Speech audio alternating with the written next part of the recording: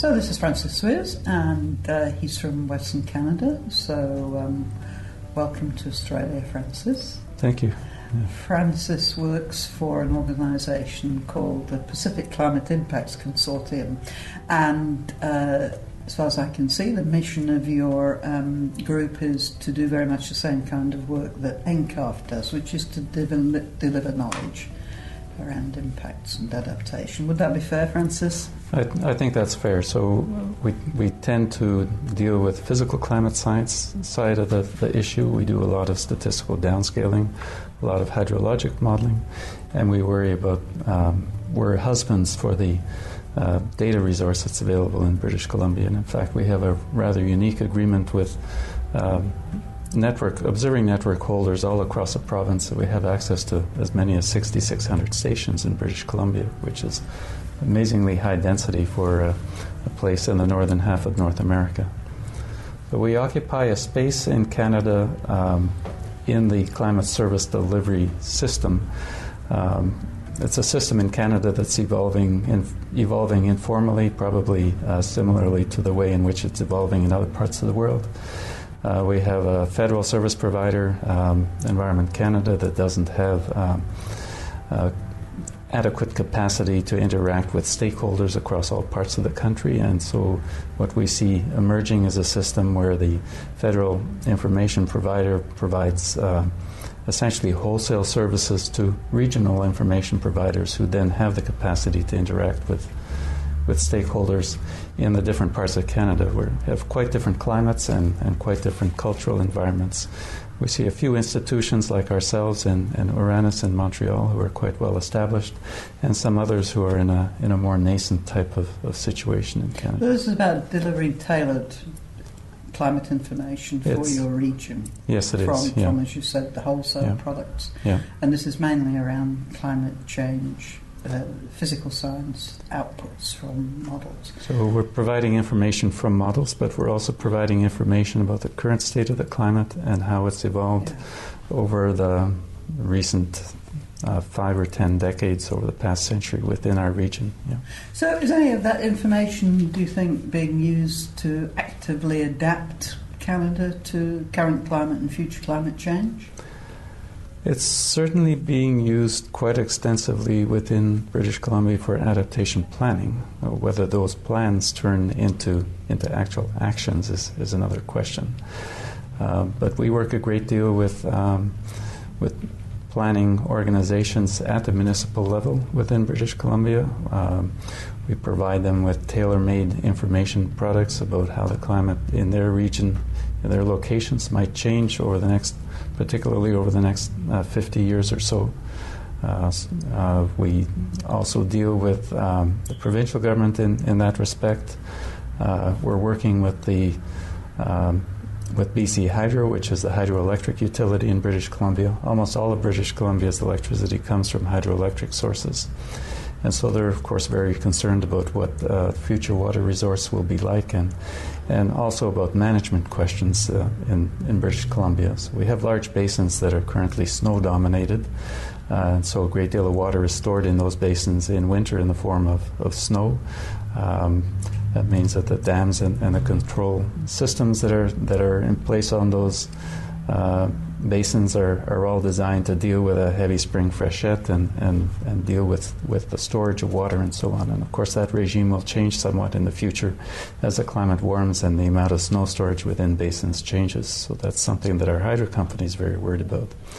And we've also been dealing, to a lesser extent, but we have been dealing with some partners in the private sector, and that's been a very interesting experience for us as well. We have a project ongoing with a mining company, and where their concern has very much to do with surface hydrology, the amount of water running over the surface at some time in the future in installations where they remain responsible for very long periods of time for tailings ponds and things like that. So do you struggle with uncertainty? That's a word we hear often in Australia, and sometimes it's used as a bit of an excuse, I think, for inaction. People will say, oh, well, we have such high levels of uncertainty around the future climate that we can't plan to do anything. Do you have similar conversations in Canada, and if so, how do you overcome them? We spend a lot of time with our users explaining that there is in all cases, a range of possibilities for the future. So we're providing them with, as best we can, with central estimates of projected changes for the future, but also information about what the range of possibilities are for the locations that we're downscaling to. And so we help people understand that if we're talking about changes in the annual maximum of extreme warm temperatures, those temperatures are going to increase, but that we can't quantify exactly how large those numbers are going to be, and that there will be a range. And we do the same in the case of precipitation, for example. Which is much more questionable, so... Which is much more, in a qualitative sense, perhaps not so much, but in a quantitative sense, it's, of course, much more difficult to be quantitative in the case of precipitation than it is in the case of temperature. We've recently been looking at temperature and precipitation extremes within British Columbia, and I recently had a look at, now that we have this very high density network of observing stations, we had a look at the average of a large number of precipitation stations operating within a 1.5 degree radius of Vancouver. So that's a region about the size of a GCM grid square. And you see that within that large region, several hundred kilometers on a side,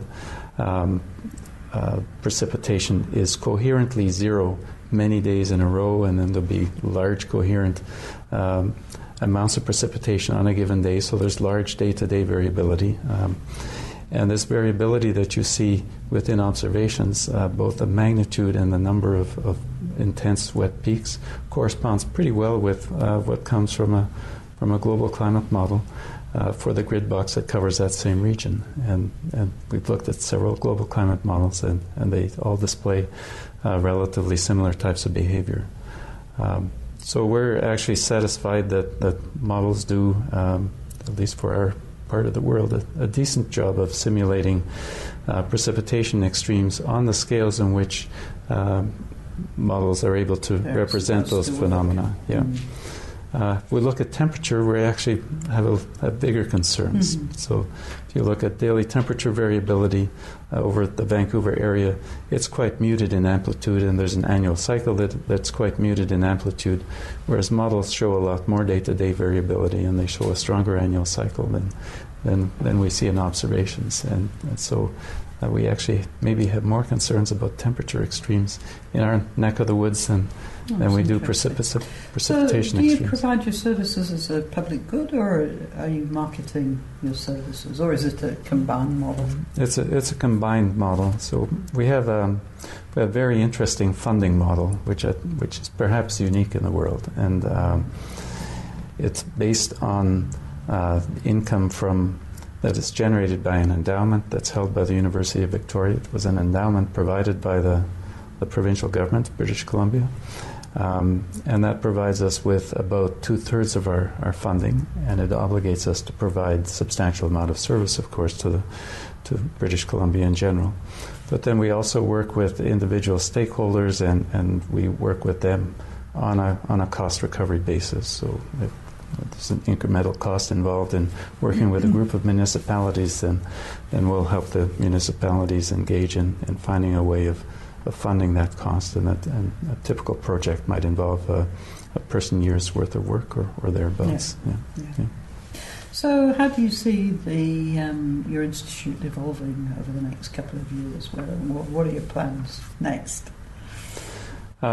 It's a very good question. So we've just, I've been in this position for about 2 years now. We've just completed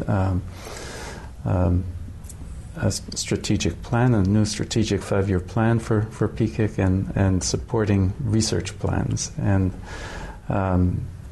And we've attempted to position PCIC as a climate information service provider to users across the region, and with particular aim to assist those who are working on adaptation planning. And so the strategic plan talks about services that we intend to deliver, and then it talks about what it is that we need to do to enable ourselves to deliver those services. So the strategic research that we need to undertake. So the kinds of services that we plan to deliver are very much the kinds of services that I think many groups would be providing. So interactive web tools that provide easy access and easy visualization of projections of future climate change with information about how uncertain those changes might be, access to historical climate data, access to downscaled global and regional climate model simulations, and so on. So we have these kinds of web tools that we plan to further develop, that we've already developed a fair bit. And then in terms of the strategic kinds of scientific undertakings that we're going to engage in, this is being driven in part by CMIP5. So we have a global climate modeling community that's busy producing new scenarios of future change with improved models of higher complexity, using new forcing scenarios. And so we're going to have to ingest all of that information, make it suitable for use in British Columbia. So that'll be a big part of our task. We need to further improve our hydrologic models, and in particular, one thing that we're not representing very well yet is the effects of changes in glacier mass balance on stream flow. And so we're intending to include glacial subcomponents in our hydrologic models. So it's an important part of British Columbia hydrology, yes, particularly on longer timescales. Not so important for us here in Australia. No. So what do you see as the major challenges in responding to climate change?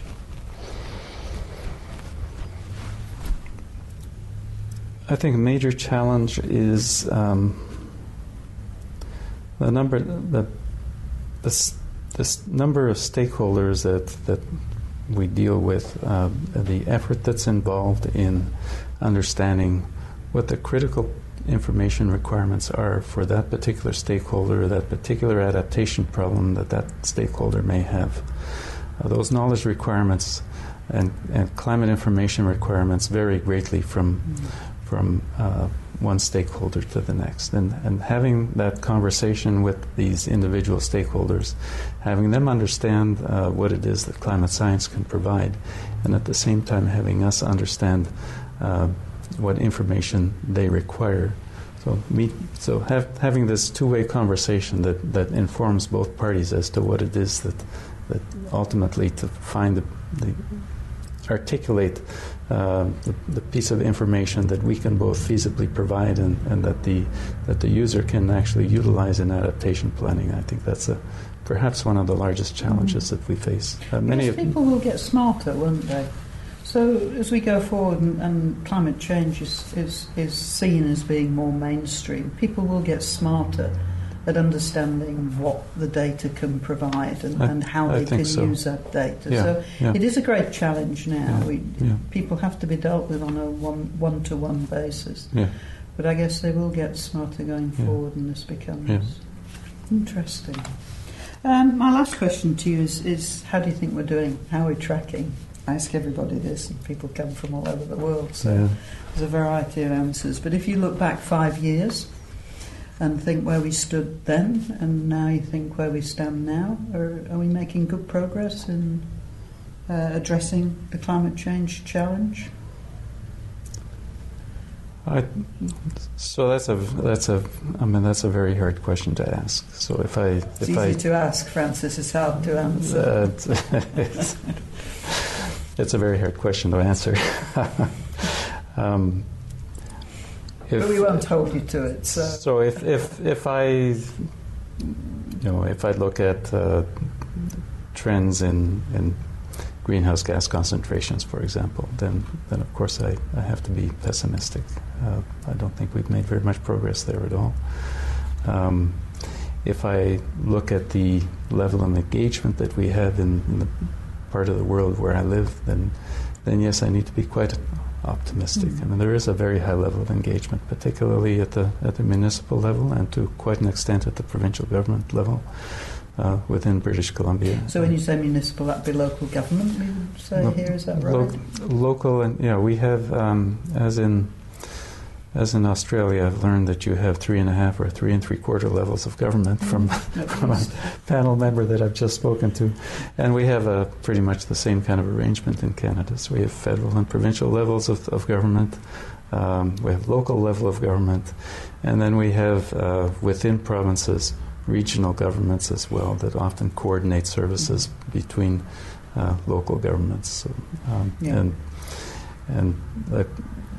when we're having conversations with local governments and with regional governments, we're finding a great deal of engagement and actually a great deal of interest in the kind of information that we can provide, and a great deal of concern on their part in terms of understanding what that information means and making sure that they receive it in a way that helps them in their planning process.